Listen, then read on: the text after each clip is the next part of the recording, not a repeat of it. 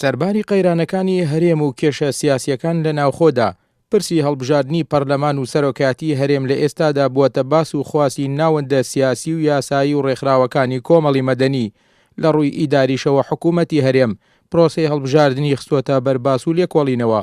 بەڵام تا ئێستا هیچ وادەیەک بۆ ئەنجامدانی پرۆسەکە دیاری نەکراوە. لەلایەکی ترەوە چۆنێتی بەشداری لیستەکانیش لە هەڵبژاردنەکان لە عێراق و کوردستان ئەو پرسەیە زۆرترین قسە و باسییان لەبارەوە دەکرێت. هەندێک لە نوێنەرانی لایەنەکان و پەرلەمانتاران و مامۆستایانی زانکۆش داوای دیاریکردنی ڕۆژی هەڵبژاردن لە کوردستان و ئەنجامدانی پرۆسەکە دەکەن بە شێوازی لیستی نیمچەکراوە. باشترین هەڵبژاردن ئەمڕۆ هەڵبژاردننی نیمچەکراوەیە بۆ لەبەرەوەی هەم پارتەکە خۆی کارکتەرێکە خۆی خەڵک دەنگدا بە پارتەکە و هەم ئەم کاندیدەی کە پاڵێوراوە بۆ ئەندامەتی پەرلەمان ئەم کاندیدا لەسەر لیاقە و ئادای خۆی دەنگی کوردستان دەبات و ئەگەر لیستەکە داخرا بێت ئەمە ئەو کاتە حیزب خۆی تحکوم دەکات بەسەر ئەو پاڵێوراوەی کە خۆی مەبەستێتی دەرچێتیدا دەرچێت کراوە ناکرێت لە هەرێمی کوردستان ئەمڕۆ پارتی لانی سیاسی خۆی تحکوم دەکات بە شتەکاندا ئەبێ پاڵێوراو لەژێر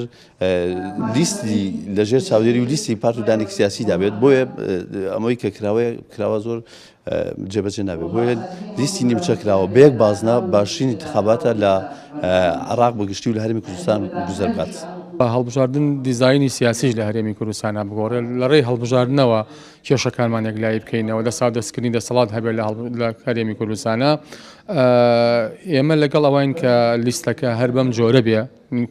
نیمچەکراوەی ئازاد وەگەر بکرێ هەر بکرێ بە کراوەی ئازادیش و لە تەنیش ئەوەشەوە کوردستان بکرێ بە فرەبازنەی ئێمە لەگەڵ ئەم جۆراین و وەکو مەرجیش ینی پێشوەخت ئامادەسازی بەڵبژاردنیش مەسەلەی تۆماری دەنگدەران و مەسەلەی دەنگدانی ئەلکترۆنی و هەموو ئەمانە یەکلایی کرێتەوە کە دەستەبەری هەڵبژاردنەوەی نەزیه و پاکە. ئەمەکو پەیمەگای کوردی بۆ بژاردن یادداشتنامەیەکمان ئامادە کردووە ئەمڕۆ بەیانی پێشکەشی پەرلەمانی کوردستان و ئەندامانی پەرلەمانمان کرد کەم و کورتیەکان و خەوشەکانی لیستی داخراومان خستۆتە ڕووکە پێمان وایە ئەمە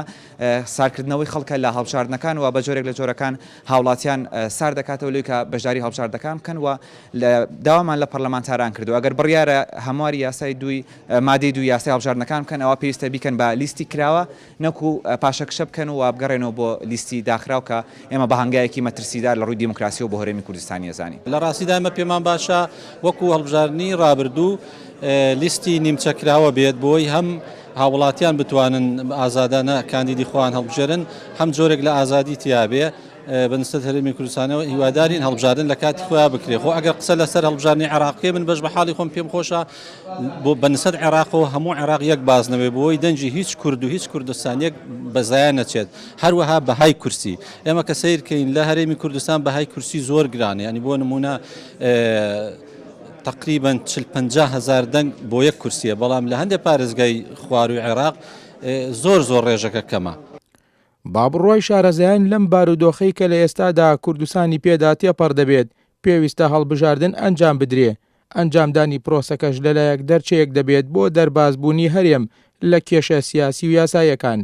لەلایەکی ترەوە پرۆسەی هەڵبژاردن و دەستا و دەستکردنی دەسەڵات لە کوردستان هەنگاوێکی دیموکراتی دەبێت بەهۆیەوە سەرنجی وڵاتان بەلای خۆیدا ڕادەکێشێ بەتایبەت لە ئێستادا کورد پێویستی بە پشتیوانی نێودەوڵەتی هەیە کە لە دوای ڕیفراندۆمەکەی هەرێمەوە بەشێکی ئەو پشتیوانیەی لەدەستداوە. ئاکۆ ئەمین، کورسات نیوز، سلێمانی.